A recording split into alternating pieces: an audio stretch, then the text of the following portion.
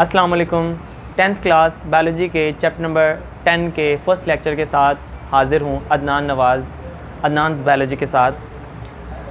Chapter का name है gases exchange. Gases exchange, सबसे पहले तो आपको ये पता होना चाहिए कि गैसेस एक्सचेंज होता क्या है। गैसों का तबादला। गैसों का तबादला, कौन कौन सी गैसेस होती हैं जिनका तबादला होता है लिविंग ऑर्गेनिज़म के अंदर। Carbon dioxide and oxygen. जैसे कि मैंने यहाँ पे लिखा हुआ है, गैस एक्सचेंज का मतलब क्या होता है कि taking in of oxygen and giving out of carbon dioxide. तो हम बेसिकली इस चैप्टर के अंदर यही सब कुछ देखेंगे कि ऑक्सीजन कैसे इनटेक की जाती है और कार्बन डाइऑक्साइड बॉडी से बाहर कैसे निकाली जाती है। तो इसके अंदर दो चीज़ें आती हैं, सेलुलर रेस्पिरेशन और ब्रीदिंग। अगर हम लोग एक सेलुलर लेवल पे बात करें, एक स्मॉल लेवल पे, तो उसके लिए हमारे पास सेलुलर रेस्पिरेशन आती है जो बेसिकली गैसेस एक्सचेंज है। सेकंड, अगर हम इसको ब्रॉड लेवल पे देखना चाहें, इंडिविजुअल लेवल पे, तो हमारे पास ब्रीदिंग आती है। तो सबसे पहले हम लोग गैसेस एक्सचेंज को डिस्कस करेंगे सेलुलर लेवल पे कि यहाँ पे गैस एक्सचेंज किस तरह से होती है। जैसे कि नाम से ही ज़ाहिर है कि सेलुलर रेस्पिरेशन मतलब कि सेल के अंदर रेस्पिरेशन यानी गैसेस एक्सचेंज। सपोज इसमें क्या होता है कि आपके पास ये एक सेल मौजूद है, सेल मौजूद है। इस सेल के अंदर जो फूड मौजूद है इसकी ब्रेक डाउन की जाती है by a process known as cellular respiration. ठीक है, तो इसमें क्या होता है कि ऑक्सीजन की मदद से फूड की ऑक्सीडेशन होती है, ऑक्सीजन यूटिलाइज होती है, जिसके रिज़ल्ट में फूड के अंदर मौजूद जो CH बॉन्ड्स होते हैं इनको ब्रेक किया जाता है। तो CH बॉन्ड्स को जब ब्रेक किया जाता है तो इसके रिज़ल्ट में तीन चीज़ें बनती हैं। वो हमारे पास है CO2 कार्बन डाइऑक्साइड, हमारे पास है वाटर H2O एंड देन हमारे पास है energy in the form of ATP। ये किस फॉर्म में होगी? ATP की फॉर्म में। ये है सेलुलर लेवल के ऊपर रेस्पिरेशन। अब यहाँ पे है क्या कि ऑक्सीजन को इनटेक किया हमने, ये देखें taking in of oxygen, cell level पे taking in of oxygen and giving out of carbon dioxide, cell level पे giving out of carbon dioxide. This is called as gases exchange at cellular level, जिसको हम cellular respiration के नाम से cellular respiration कहते हैं।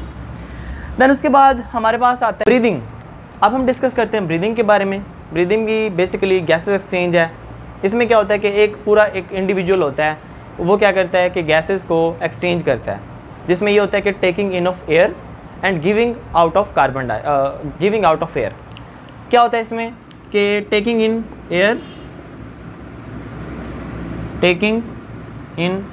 Air, हवा को अपनी बॉडी के अंदर ले जाना। क्यों लेके जाना? ताकि उसमें से ऑक्सीजन ली जा सके। टू टेक ऑक्सीजन, यहाँ पे हम लिख देते हैं टू टेक ऑक्सीजन। ठीक है, then giving out of air, giving out of air यानी कि एयर को बाहर निकालना। क्यों निकालना? ताकि to get rid of CO2, ताकि कार्बन डाइऑक्साइड को बॉडी से बाहर निकाल सकें।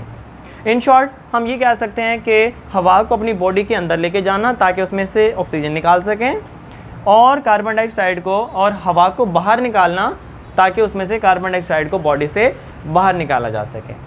तो ये एक 2 लेवल के ऊपर गैसेस एक्सचेंज होती है किसी भी ऑर्गेनिज़म के अंदर।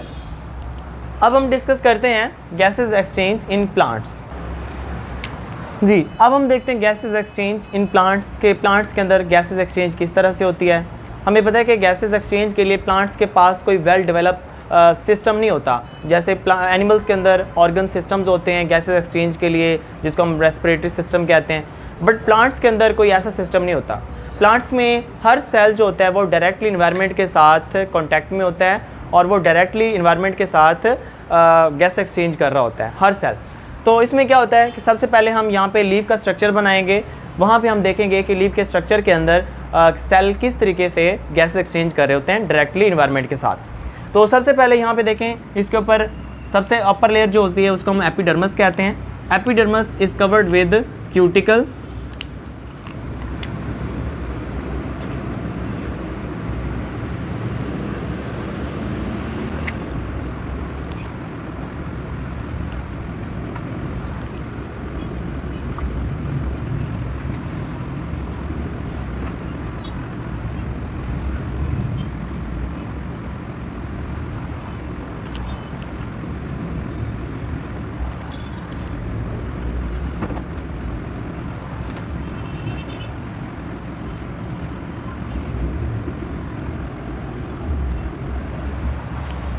जी, तो ये हमारे पास स्ट्रक्चर ऑफ लीफ मौजूद है।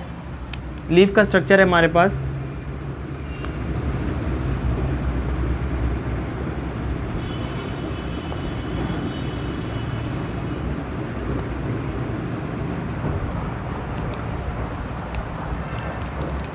ये हमारे पास गैसेस एक्सचेंज इन प्लांट्स के अंदर गैसेस एक्सचेंज किस तरह से होती है। तो यहाँ पे हमने क्रॉस सेक्शन लिया है एक लीफ का। तो सबसे पहले देखें हमारे पास ये अपर एपिडर्मस है, ये उसकी लोअर एपिडर्मस है प्लांट की लीफ की। उसके दरमियान में यहाँ पे आपको नज़र आ रहे होंगे मेसोफिल सेल्स। मेसोफिल सेल्स के दरमियान ये देखें गैप भी आपको नज़र आ रहा होगा। इस जगह पे जो गैप होता है इसको एयर स्पेसेस कहते हैं, जहाँ पे एयर एंटर होके यहाँ पे इकट्ठी होती है। देन उसके बाद ये बाहर एक क्यूटिकल होती है, इसको क्यूटिकल कहा जाता है। अब क्यूटिकल क्या होती है? ये जब फ्रूट्स के ऊपर एक बारीक सी लेयर होती है। अब अगर आप उसको नाखून से उतारें तो एक बारीक कागज़ की तरह की एक लेयर उतरती है। इसी तरह लीव्स के ऊपर भी होती है, अगर आप नाखून से उसको उतारें तो एक बारीक सी परत वहाँ से उतरेगी। तो प्लांट्स के ऊपर भी एक बारीक सी लेयर होती है जिसको क्यूटिकल कहते हैं। बेसिकली ये उसको डिहाइड्रेशन से बचाती है, वाटर लॉस से बचाती है। तो अब क्या होता है कि यहाँ पे हमारे पास ये मेसोफिल सेल्स मौजूद हैं। इन मेसोफिल सेल्स के अंदर गैसेस एक्सचेंज होती है, बेसिकली फोटोसिंथेसिस भी होती है और गैसेस एक्सचेंज यहाँ पे होती है। तो कैसे यहाँ पे देखें, एयर यहाँ से एंटर होती है, यहाँ से इन गॉड सेल्स के थ्रू एंटर होती है। ये हमारे पास गॉड सेल्स मौजूद हैं। बाकी ये देखें लोअर एपिडर्मस के नॉर्मल सेल्स मौजूद हैं ये वाले, लेकिन उन्हीं के दरमियान में कुछ गार्ड सेल्स भी मौजूद होते हैं। इन्हीं गार्ड सेल के दरमियान में एक स्टोमा, एक स्मॉल पोर मौजूद होता है जिसको स्टोमा कहते हैं, जो कि गैसेस के इनटेक के लिए होता है। तो गैसेस यहाँ से अंदर एंटर होती हैं। गैस एक्सचेंज के बाद वो गैसेस वापस आती हैं। अब गैस एक्सचेंज किस तरह से होती है कि यहाँ पे जो एयर अंदर जा रही है वहाँ से उसमें से ऑक्सीजन निकाल ली जाएगी और वहाँ से रेस्पिरेशन के बाद कार्बन डाइऑक्साइड को यहाँ से बाहर निकाल दिया जाएगा। तो this is a gases exchange in plants. जी, अब प्लांट्स के अंदर दो कंडीशंस आती हैं, डे टाइम कंडीशन और नाइट कंडीशंस। तो सबसे पहले अब हम ये देखते हैं कि ड्यूरिंग डे प्लांट को दो कंडीशन फेस करनी पड़ती हैं। प्लांट का जो लीव है उसके अंदर मौजूद जो सेल्स हैं उनको दो कंडीशंस फेस करनी पड़ती हैं। फर्स्ट कंडीशन कौन सी होती है? ड्यूरिंग डे टाइम पे बेसिकली क्या होता है, हमें पता है कि डे टाइम पे लाइट मौजूद होती है। लाइट की प्रेजेंस में दोनों प्रोसेस हो रहे होते हैं, फोटोसिंथेसिस भी हो रही होती है, रेस्पिरेशन भी हो रही होती है। ये तो हमें पता है कि रेस्पिरेशन जो है वो हर लिविंग सेल के अंदर होती है, हर लिविंग सेल के अंदर रेस्पिरेशन होती रहेगी। लेकिन फोटोसिंथेसिस के लिए कंडीशन होती है कि उसके लिए लाइट चाहिए होती है। तो ड्यूरिंग डे टाइम चूँकि लाइट अवेलेबल होती है तो इस दौरान क्या होगा कि दोनों प्रोसेस हो रहे होंगे। कौन कौन से प्रोसेस हमारे पास?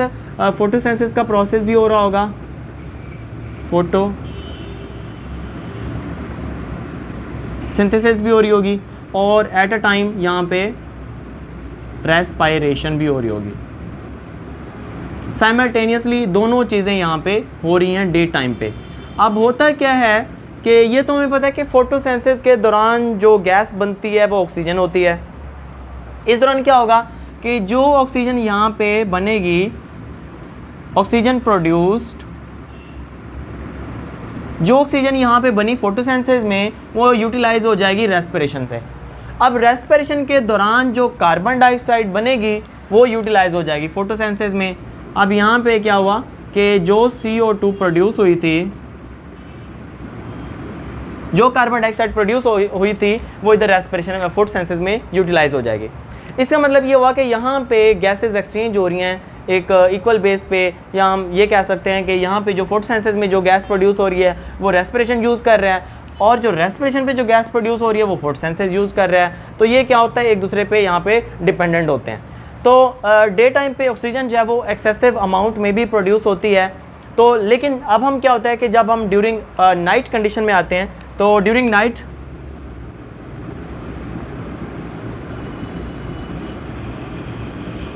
पे क्या होता है, नाइट में हमें पता है कि लाइट तो होती नहीं है। जब लाइट नहीं होगी तो ये फोटोसिंथेसिस नहीं होगी नाइट पे। अब क्या होगा कि फोटोसिंथेसिस नहीं हो रही, सिर्फ और सिर्फ रेस्पिरेशन हो रही है।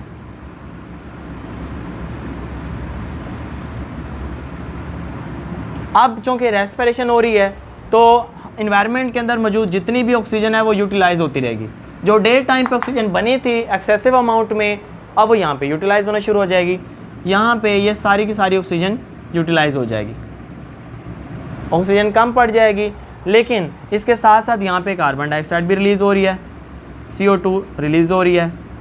इसका मतलब है कि नाइट टाइम पे इन्वायरमेंट के अंदर कार्बन डाइऑक्साइड की अमाउंट जो है वो ज़्यादा होना शुरू हो जाती है, जबकि ऑक्सीजन की अमाउंट कम होना शुरू हो जाती है। क्यों? क्योंकि रेस्पिरेशन के दौरान ऑक्सीजन तो है वो सारी की सारी यूटिलाइज़ हो रही है, लेकिन नई तो नहीं बन रही क्योंकि फोटोसिंथेसिस नहीं हो रही। अलबत्ता ये हो रहा है कि रेस्पिरेशन के दौरान जो कार्बन डाइऑक्साइड है वो एक्सेसिव अमाउंट में इन्वायरमेंट के अंदर प्रोड्यूस हो रही है।